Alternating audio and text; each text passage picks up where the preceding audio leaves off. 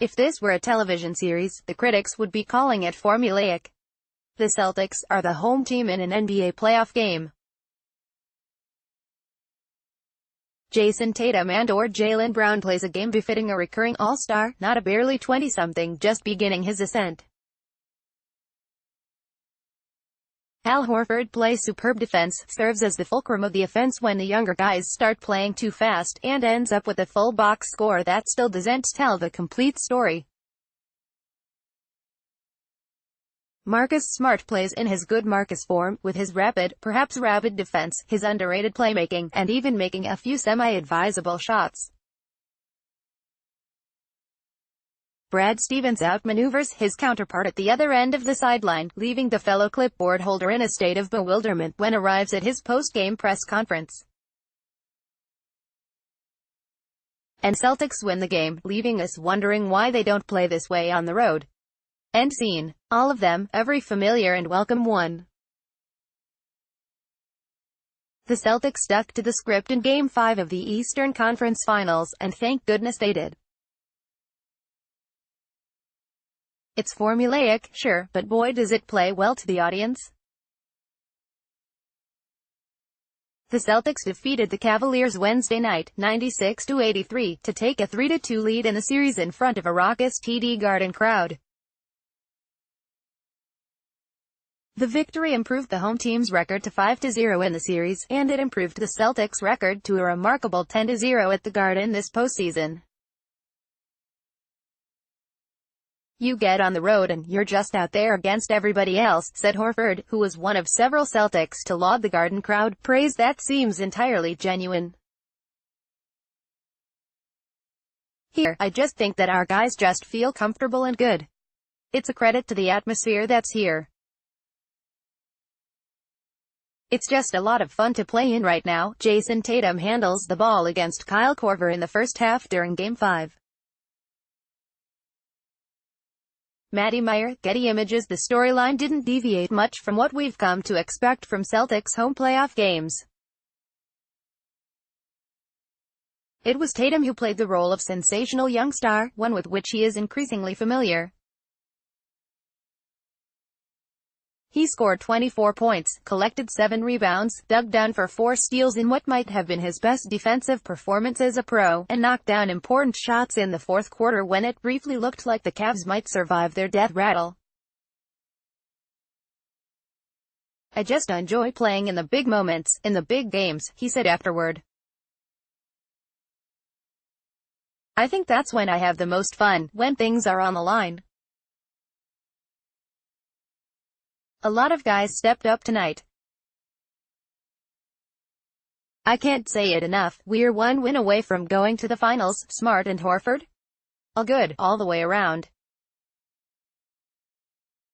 Smart hit 3 of 6 three-point attempts, scored 13 points, added 4 rebounds and 4 assists, and never gave an inch on the court without contesting it.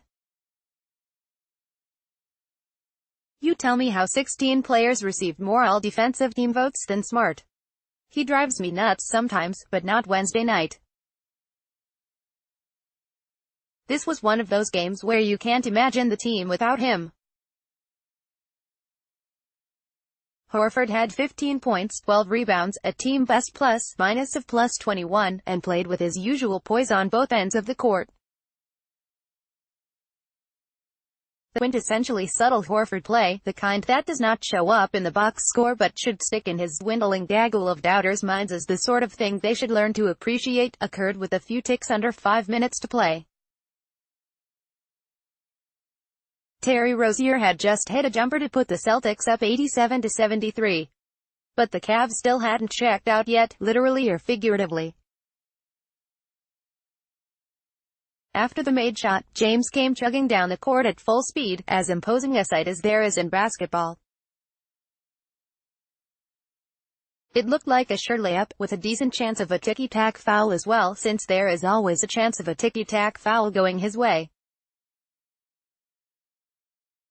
But Horford stayed with James as he rumbled into the front court, cut him off, and kept him from getting to the hoop. There aren't 5 bigs in the NBA who could do such a thing, but Horford did it, and you're damned right that he does stuff like that all the time.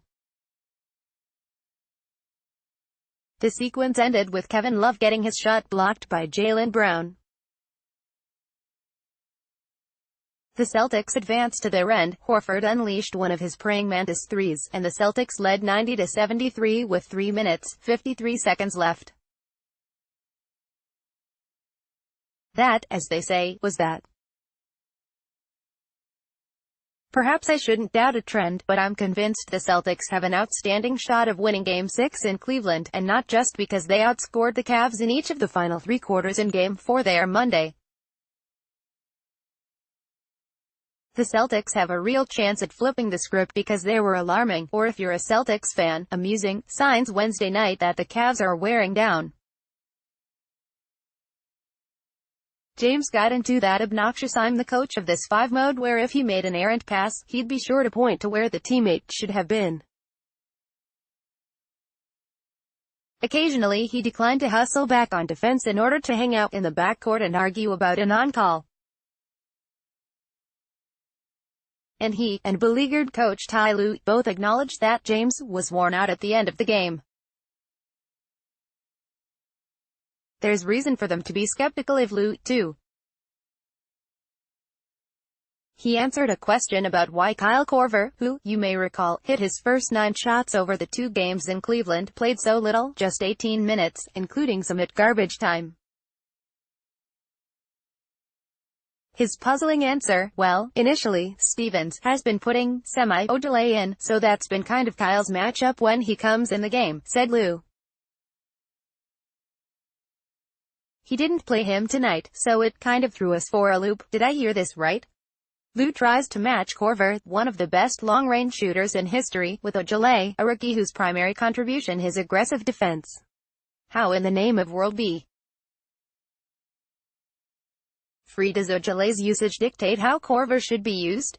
Korver is a weapon. The Celtics should be reacting to him. It's bizarre.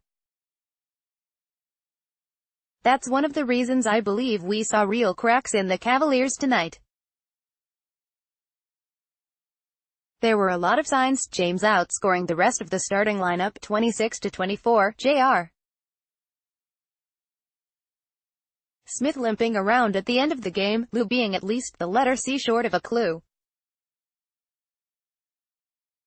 If the Celtics can avoid falling behind by 10 to 15 points in the first quarter Friday and weather the storm, I believe they'll win Friday at what Cavs fans call the Q, which stands for quicken but might soon stand for quittin'. As you may have heard, James hasn't missed the finals since 2010, when the Celtics knocked out the Cavs. You know how that went. He went into Operation Shutdown late in the game, ripped off his jersey as he left the court, and the next time we saw him, he was telling Jim Gray that yes, indeed he does still bite his nails, and oh, I'm taking my talents to South Beach. You've got to admit, it's a great idea for a script, even if it's not an original.